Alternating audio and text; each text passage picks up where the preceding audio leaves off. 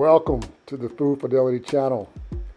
We take simple dishes, level them up by utilizing complex flavor combinations, but simple ingredients sourced from around the world, giving you nothing but good vibes.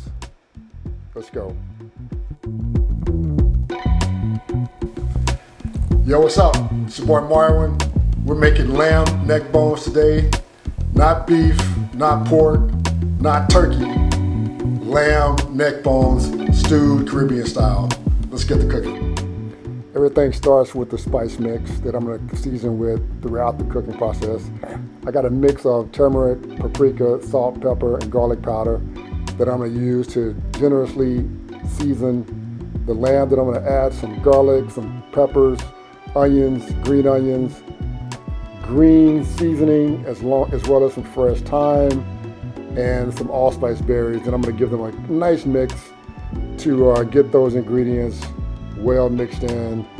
I forgot to add my browning sauce. I'm going to do that, and I'm going to make sure I massage that sauce well into the lamb so that I can get it nice and covered. And then I'm going to marinate all of this overnight. Beautiful lamb has absorbed all of those wonderful flavors of the marinade.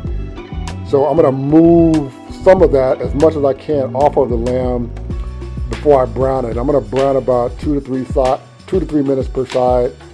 Don't worry too much about those brown pieces that stick to the bottom of the pan. We will take care of that later, trust me, and that's actually going to be a flavor bomb for us.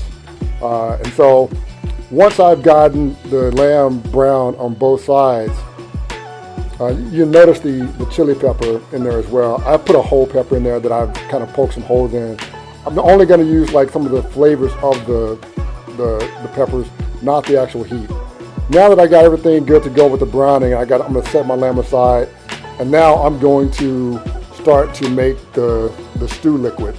So for me, I'm going to make sure I reserve that residue from the marinade, add some water along with some of the spice mix. I'm going to use that to make the rice, some yellow rice that I'm going to serve along with the lamb later. But for now, I'm going to use that seasoning base and continue to season it as I go. As I told you once before, I like to make my seasoning mix ahead of time, and then I just add constantly as I go throughout the cooking process. All right, so I'm going to saute that for a little bit. Then I'm going to start adding my liquids. I start first with I use chicken stock, but if you have beef stock, you can use that as well. And that's the liquid I'm going to use to deglaze the pan. By deglaze, I mean like scraping up those brown bits from the bottom of the pan and add that flavor to the liquid base. All right, so I got a couple of different vinegars. I got balsamic vinegar, red wine vinegar that I'm going to use, along with some Worcestershire sauce to really add depth of flavor and umami to that, right? Lastly, optional, you can add some hot sauce if you want a little bit of heat to the dish. Totally up to you, but I like using like liquid so that I can control how much heat I actually add, right? And I'll continue to add more seasoning as we go, as I mentioned earlier. So I'm going to give this a nice mix. I'm going to let it cook for a few minutes, let those flavors come together before adding the lamb back to the pot, right? So I'm going to add all the lamb to the pot, bring that liquid up to a simmer, and then I'm going to cover and bake it or roast it or stew it in the oven. So for me, I preheated my oven to about 325 degrees. And so once I'm up to temperature, I can just add that to the oven and let that cook for a couple of hours, maybe 2 hours plus.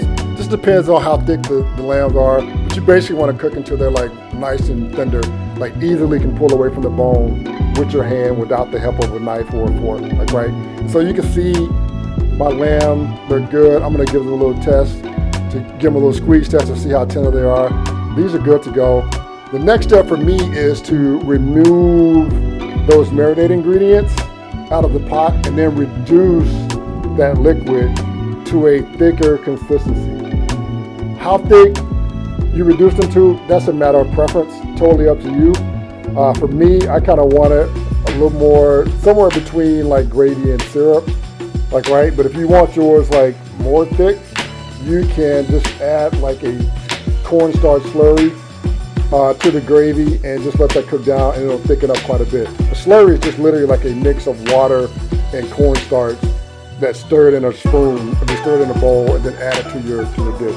And that's it. Like, right, so I got my gravy that I'm gonna use to heavily coat my lamb. Enjoy the boldness and all the complex flavors that I have here. Give it a taste test. You can see how it easily comes from the bone with just like a slight pull from the fork. But hey, you know, I'm that guy. You know, these are really delicious. I'm telling you, like, they just have an incredible amount of taste to them. So I can't resist. Like, I'm gonna put the fork and knife down and just go for mine. You know, straight up with my hands.